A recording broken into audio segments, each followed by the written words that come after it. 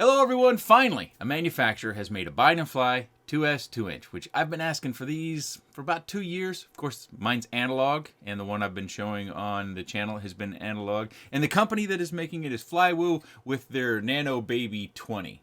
As I said, this is analog, but they also state on their website they have an HD version in both Walk-Snail, HD0, and DJI. But I don't have those. Maybe we should test those, FlyWoo. In this way.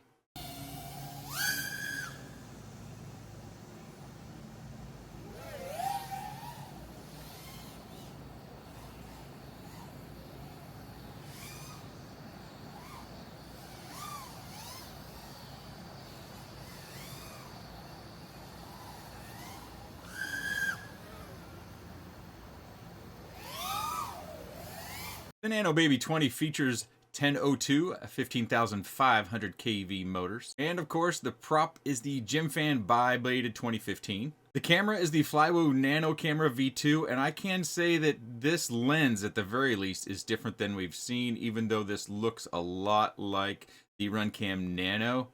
The image is different, so pay attention to that if you care. The all-in-one board is the Goku Versatile F405, which features a 12 amp ESC, and it does have an MPU 6000. VTX just above that is the Goku VTX 625 V2, which is power switchable via smart audio up to 450 milliwatts. And of course we have a FlyWoo circularly polarized antenna that is secured into this mount. You'll notice this mount has another mount on top of it where you could add, say, an Insta360 Go. They do have those mounts, but unfortunately it didn't make it into my package, so I didn't test with an external HD camera. Battery connector is an XT30. The battery mount is a 3D print. The FlyWoo 420 will give you the longest flight time of the batteries I tried, and it does fit into that battery tray. They sent me a FlyWoo 2S 750, but it's far too large to fit into the battery tray. Also, the 450s that I have are too large for the battery tray. But you could also, run a strap underneath or do what you like to fly a bigger battery if you want, but it does change the agility as well as the performance. Other batteries that have confirmed to fit are the G&B 380s, 350s, and 300s, as well as my favorite micro batteries when it comes to 2S, the Hobby King Nano 300 milliamp.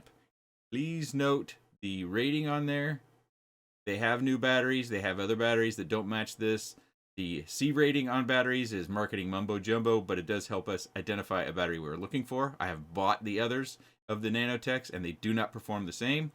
They do come with a red JST, so we have to swap them out if we want to use them on our quads. But I really like this battery, and I fly it in this video. The Nano Baby 20 comes with 2 sets of spare props, an extra battery mount, which uses that T style to mount up into carbon fiber. Extra motor tape. We've got extra screws, nuts, and gummies in our little accessory kit as well. A warning and prop direction card. Customer service card with a QR code. And yes, 1 sticker. But surely FlyWoo's got more interesting stickers than this.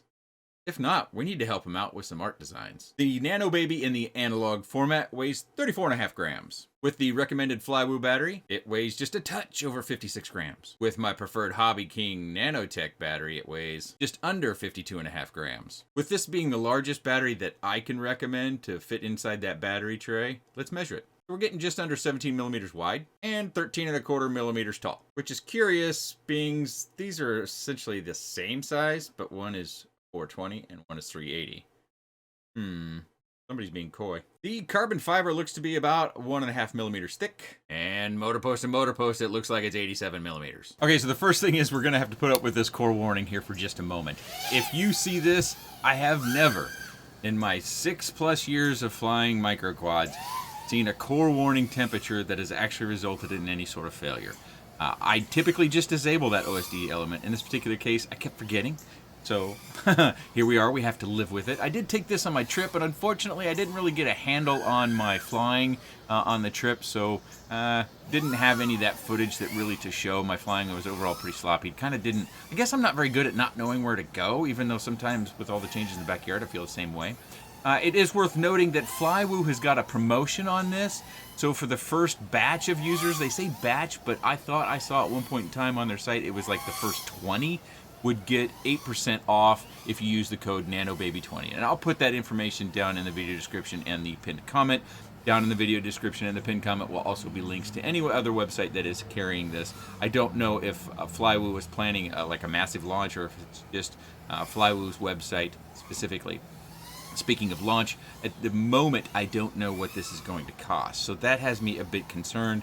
We'll have to go to FlyWoo's website in order to find out that price. I'm hoping it comes in at less than $140, but we've seen a lot of micro quads coming in around $150 marker.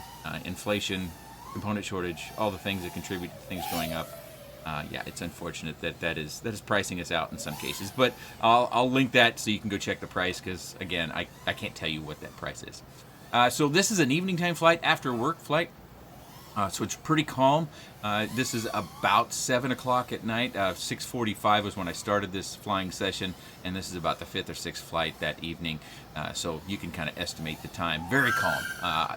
The wind at the time was less than 9 miles an hour, but really it's almost about as still as it gets here. So I wouldn't say zero, but it's not very much by any stretch. Plus, it doesn't have prop guards, but it does have the ability of adding prop guards, and I'll show you those. They come in some pretty fancy colors. Back at the desk, you can also get the camera mount in different colors as well. All should be available on FlyWoo's website when the product or the page goes live and does launch. If there are other sites that are linking this or showing this on their websites for available, maybe here in the US or whatever, I'll link any site. I get asked every time, you have all these links because they're all affiliates? Well, I have links to affiliates, yes, but not all of them are. I'll link anywhere, as long as I'm aware, and oftentimes you guys help me with the awareness, or I get a message from a shop owner that says, hey, we've got this product, if you kindly link it in your video, I'll do that. You guys should be buying stuff where you want to buy stuff, not where I'm trying to tell you where to go buy. At any rate, so I've been waiting so long for a quad like this to come out.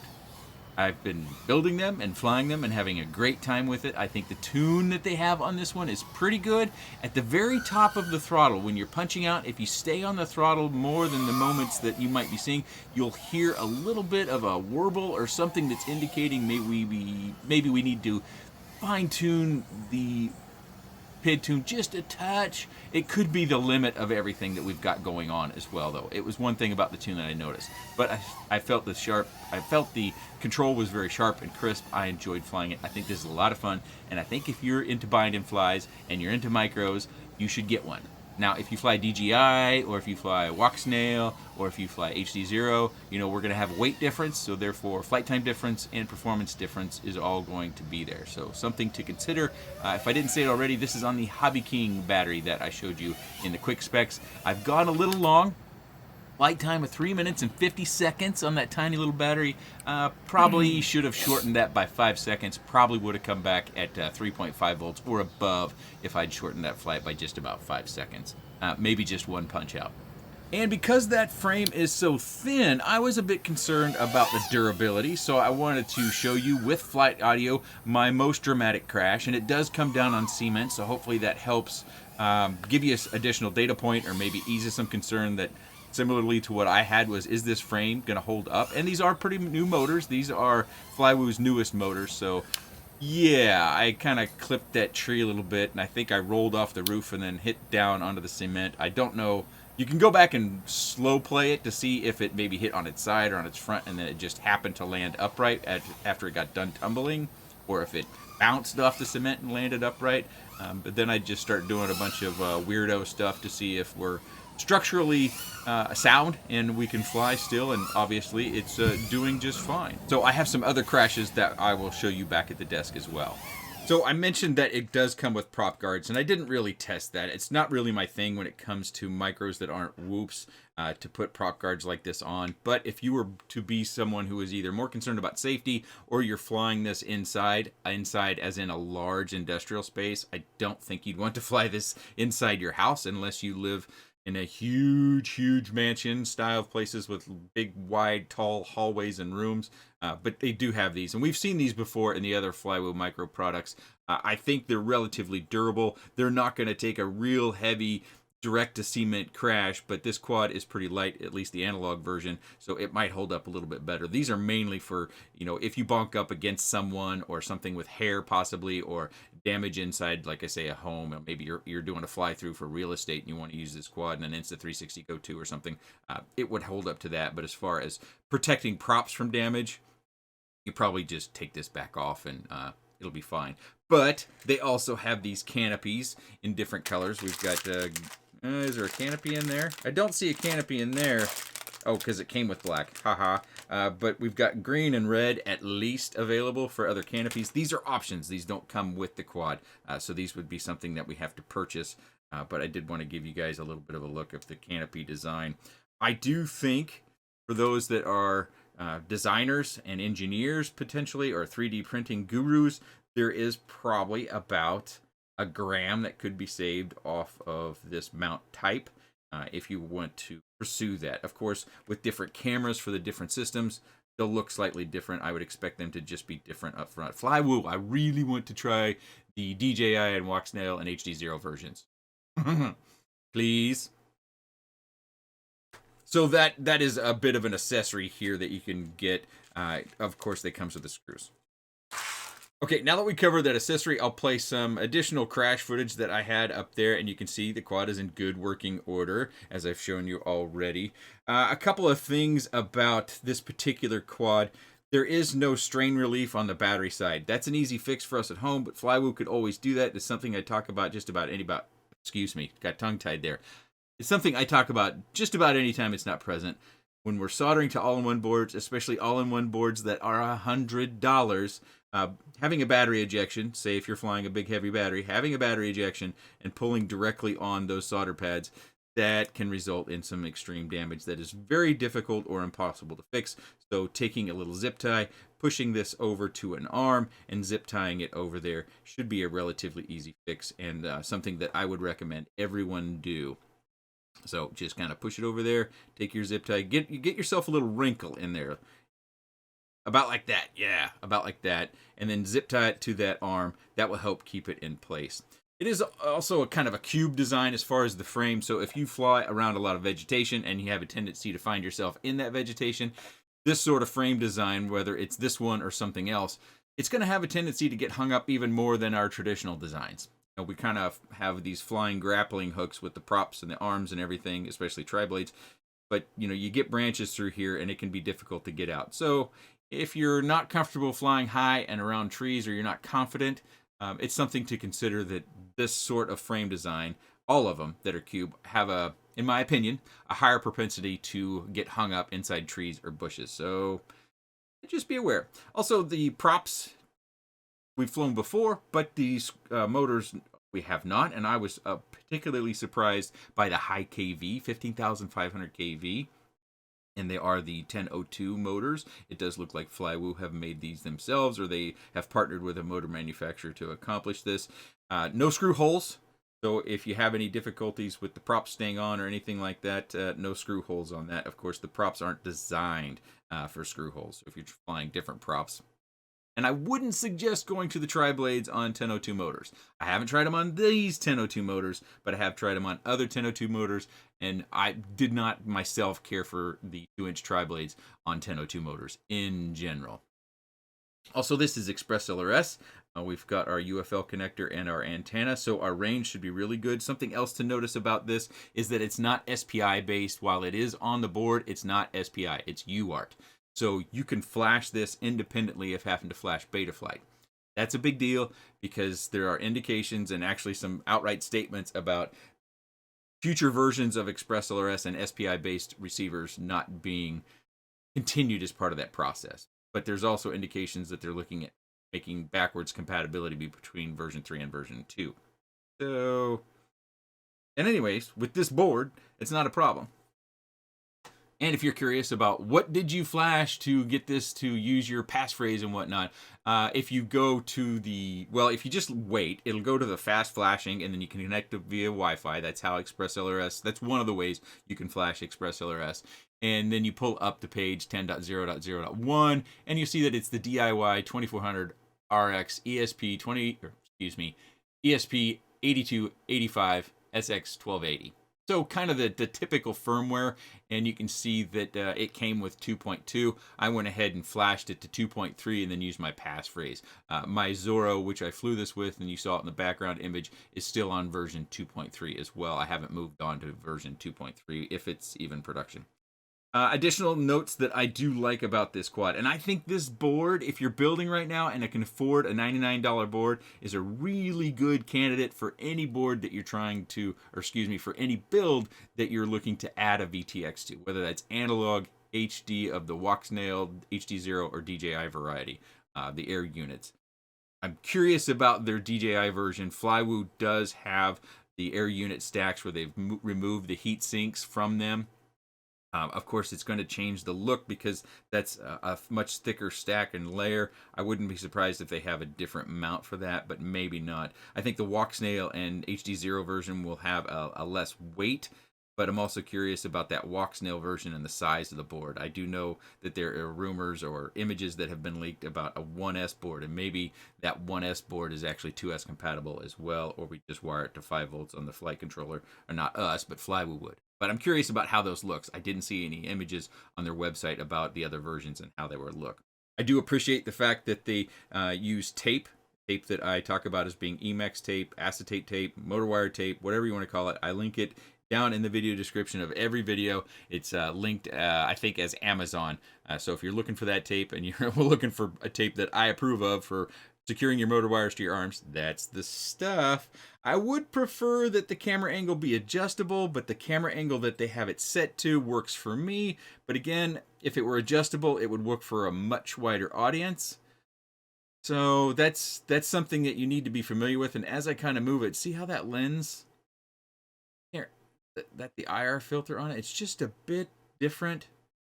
And I kind of felt like the image had a little bit more of a fishbowl or warping to it. I did adjust to it, but it definitely isn't the typical Runcam Nano 3 lens that we've been seeing. Obviously, the original lens that the Runcam Nano 3 came with is round like this, and this one looks like it's bigger than that original. And now on the Runcam Nano 3, we're looking at lenses that look different, and they're just not as nice. But as far as image quality, things of that nature, I'll let you be the judge. I fly a lot of cameras like this or even worse, and I'm perfectly pleased with them. So that's something you need to judge yourself.